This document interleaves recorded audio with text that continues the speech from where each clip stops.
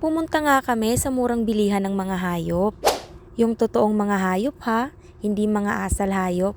Joke lang po. Baka nga kasi may mag-react na naman. Wala naman akong ibang pinapatamaan. For the content nga lang kasi ito, wag natin masyadong siniseryoso, ano po? At dahil malayo-layo nga ang aming pupuntahan, actually sa Bulacan lang naman. Kaya para makauwi kami ng maaga, ay inagahan na nga rin namin. Limit nga lang kasi ang mga oras namin at may mga bata pang kailangang asikasuhin. Kapag ganito ngang may pagkakataon na nakakaalis kami, ay sobrang saya na nga namin. Bihira nga lang kasi to.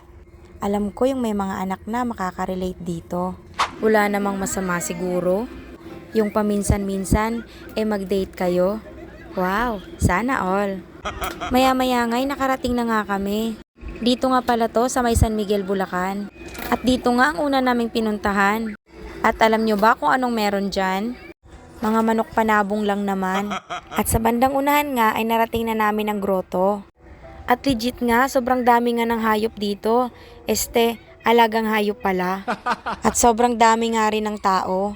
Nang makaparada na nga kami, nag-ikot-ikot na nga kami. Sobrang dami nga ng pwedeng alagaang mga hayop dito, mga ante. Kaya kung animal lover ka, ay talagang matutuwa ka dito. Pero kung animal ka, abay, alagaan mo na lang ang sarili mo. Joke lang po. Kaya nga pala kasi kami napunta dito dahil bibili nga kami ng pares na ibon. Yung totoong ibon na, pero syempre bawal paliparin. Syempre sayang yung pera, o diba? At sobrang nalibang talaga ako habang nag-iikot ako. Dahil tingnan nyo naman dahil ang daming mga ibon, ang daming mga aso, may mga pusa, at meron ding mga isda. Sobrang ganda nga nilang tingnan at hawakan, pero kung aalagaan, naku mukhang pag-iisipan ko na lang. Dahil gustuhin ko mang mag-alaga, talagang hindi ko pa kaya dahil may mga bata pa akong inuuna. Siguro next life na lang. Charis, joke lang po. Iba't ibang klase nga ng mga hayop ang nandito. Kaya sobrang nakakatuwa. Kaya kahit nakabili na nga kami ng sadya namin, ay nag-ikot-ikot pa nga kami. Halos lahat ata ng asong madaanan ko, hinahawakan ko. Diyos ko, ang cute talaga ng mga to. Kita nyo naman Yung iba nga, hindi ko alam kung anong mga lahi, basta ang cute nila. Naghanap nga din pala ako ng dinosaur, kaso daw sold out na. Syempre joke lang yun. Wala na nga kasi akong ibang masabi. Gustuhin ko mang ipakita sa inyong lahat ng video ng mga hayop dito sa cellphone ko. Diyos ko, mauubusan ako ng sasabihin. Baka mamaya kung ano pa yung may kwento ko, mapasama pa ako. Ops, joke lang po. At sa wakas matapos na rin kami mag-ikot-ikot, syempre umuwi na rin kami. At kita nyo naman, pati sa kalsada, sobrang daming tiyangge. Pero mas madami pa din talagang mga alagang hayop. At ayan na nga, pauwi na nga kami.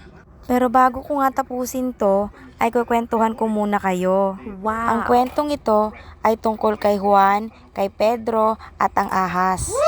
Isang araw, habang namamayaba si Pedro at Juan, ay kinagat ng ahas si Juan sa bandang puwet.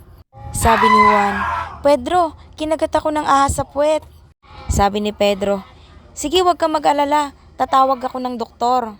"Salamat, Pedro," ang tugon ni Juan.